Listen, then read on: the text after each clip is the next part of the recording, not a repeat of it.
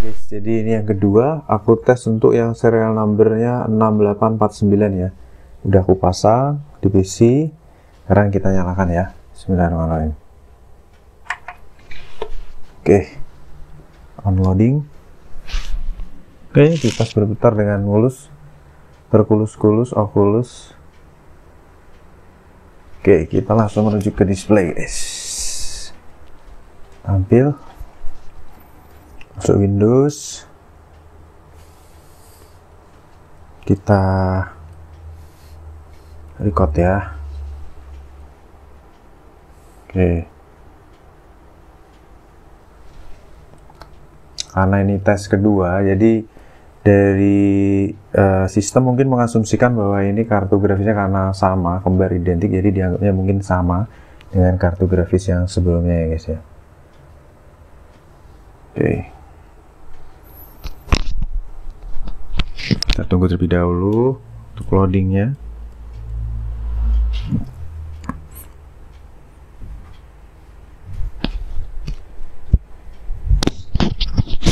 Oke, tampilannya udah full screen. Kita tes per 2 Januari jam 15.22. Kita masuk dulu ke sistem ya. Kita paskan dulu layarnya guys. Ya, full screen.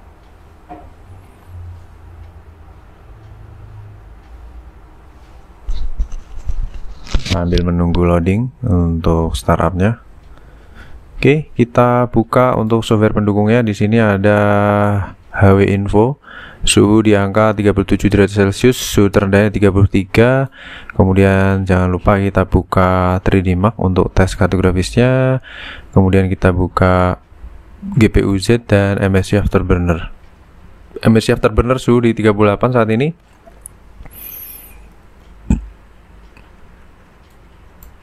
Oke, kita sambil menunggu loading, kita look up, kita lihat spesifikasi dari kartu grafisnya ya. Asus Pony GTX 1050 Ti, PH GTX 1050 Ti 4G ya. Kalau kita intip spesifikasinya, jadi dia dari arsitektur Pascal GP107 dengan subvendor dari Asus ya, berjalan di 16 kali 3.0 tentunya. Kemudian untuk kartu grafis ini dia memiliki render texture mapping 32/48 ya, dengan core untuk shadernya di 768 Unified dengan direct support 12_1, kemudian gede dari 5 Hynix 4GB 128 bit dan memiliki bandwidth kenceng nih guys di 112,1 GB per second, karena ada kartu 1050 Ti yang memiliki bandwidth hanya di 89 GB per second. Nah, untuk kartu ini dia di 112,1 GB per second. Dua slot panjang 19,3 cm, TDP 75 watt, suggested power supply 250 watt yang udah dites sama tim Tech Power Up. Kemudian outputnya HDMI 2.0, DisplayPort 1.4A tanpa pin port tambahan ya, mantap jiwa. Oke, kita akan tes kartu grafis ini. Kita jalankan benchmark pakai Firestrike ya di preset 1080. Kita langsung tes aja guys di resolusi Full HD.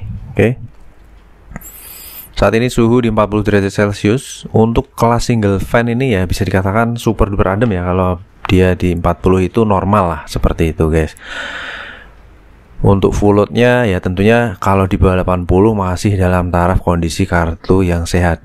Perlu diingat bahwa kartu grafis ini masih segel, belum pernah bongkar, belum pernah direpasta, tentunya masih sangat terawat ya.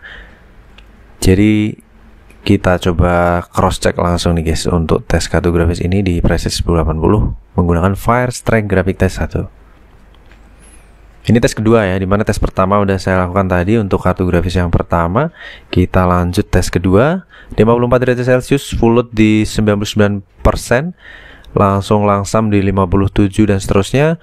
Kemudian untuk FPS nya berjalan di 30-an FPS, average-nya di 34 FPS.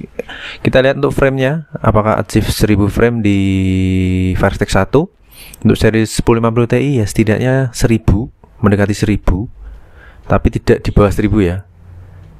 Oke, 999 ya, 999. Anggap aja mau beralih ke 1000 tapi sudah beralih ke Graphic Test 2. Kita lanjut untuk Graphic Test 2, versi Graphic Test 2. Jadi lolos ya.